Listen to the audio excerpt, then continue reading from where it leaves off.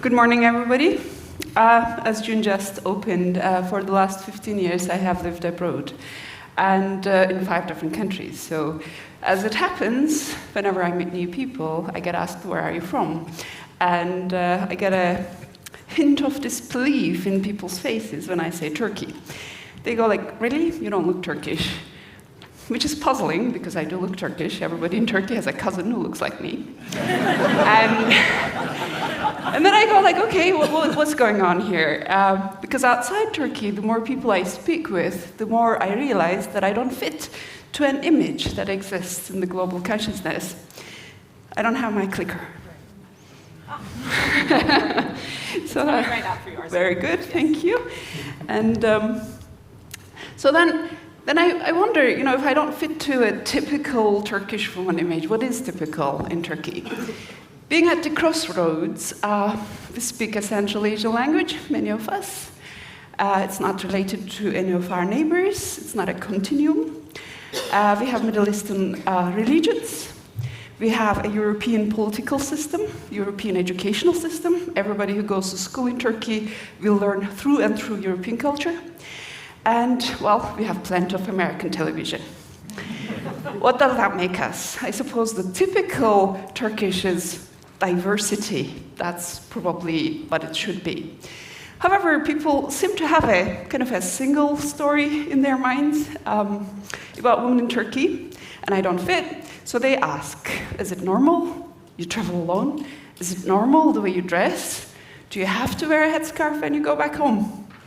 I suppose a fair question, because these women are all Turkish. You see traditional village folk, that is your left, I guess, and, new urbanites, I would say, with headscarves. These are Turkish women. These are two categories of Turkish women. But this image, particular image, gets to represent only part of the story. We do exist, and I'm going to demonstrate that to you in a minute. But before I go on and talk about the image and the look, because it goes beyond that, I want to talk to you about the mindset, which is actually still there in Turkey, which justifies also the question. It surprises people that an educated, independent woman comes and meets them and talks about philosophy or science or whatever. Because in today's Turkey, there are less than 15% women in the parliament. They don't make the rules. Seemingly, 1 in 4 women think that it's okay for their husbands to beat them. In some regions, we still have something called honor killing, and that seems to apply only to women. Seems like for many people, men and women, the notion that women are people is still a radical one. But is that the mindset in entire Turkey? Is that the norm? Am I really exceptional? I start questioning myself. Well, I'm here to tell you that I'm not. And who knew being unexceptional would get you stage time, right? I have about 130 Turkish women in my Facebook page.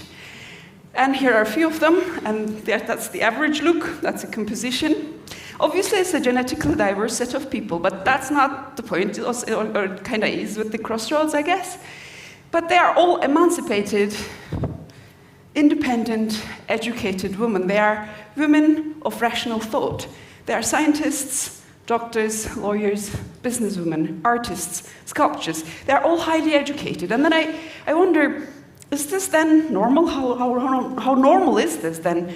Well, it is my normal. It is very normal if you grow up in Turkey.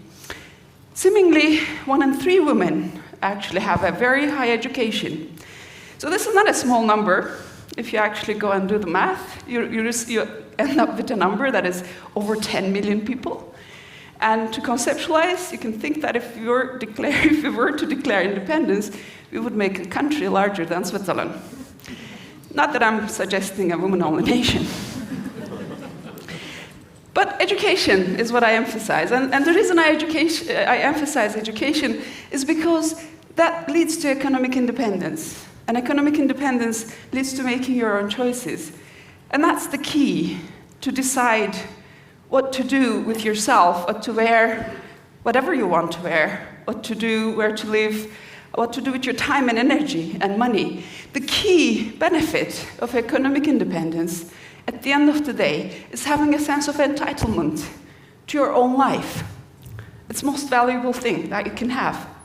And today, easily, more than 10 million women, and I'd like to think just as many men, would not like to have it any other way. But how did we get there? Just about 100 years ago, our grandparents, yours, mine, all over the world, really had a different norm.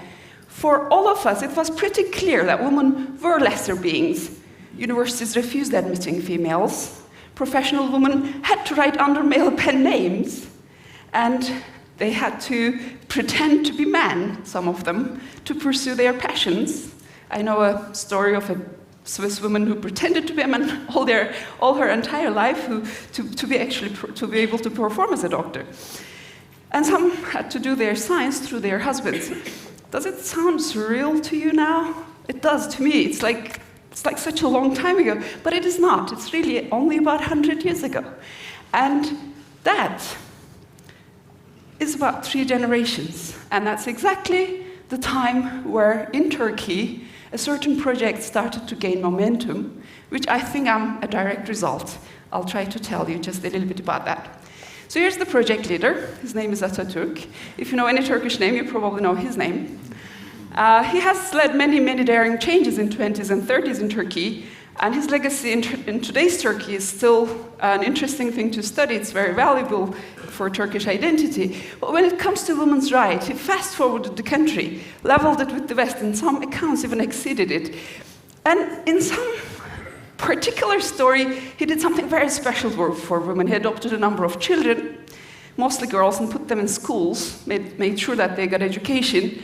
He appeared with them in public, instilling a sense of normal, that women did sports, they became professionals. We had the world's first female judge that was fully recognized to do anything, as opposed to other parts of the world. We had the world's first female jet pilot.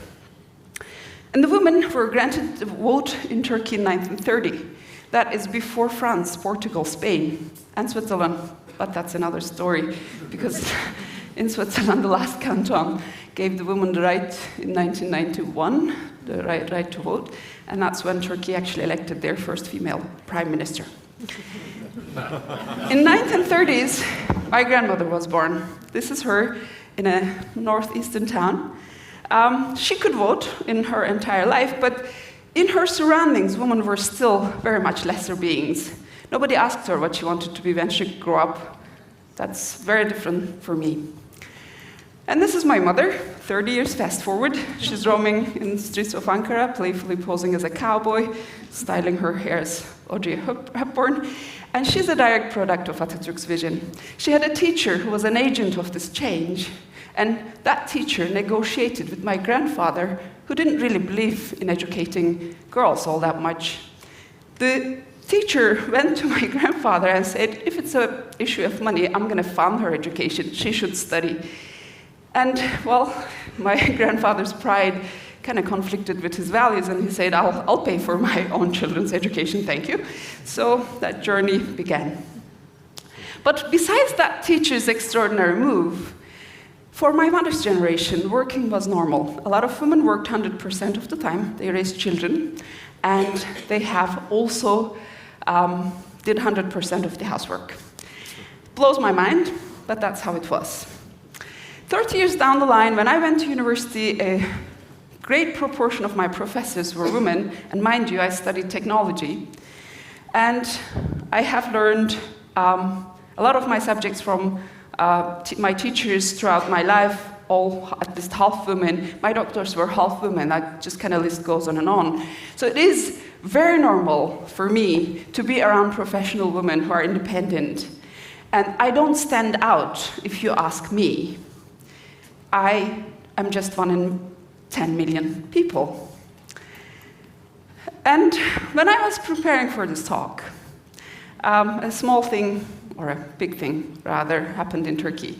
A lot of people took to the streets to protest demolition of a park, and then the authorities responded with a lot of force, and then the whole discourse changed into protecting their freedoms. And now millions of people are out in Turkey Many women took the front lines, and these images might be familiar to some of you because they have become iconic.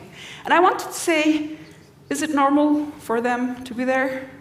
Yes, there they are. They exist. And they won't have it any other way.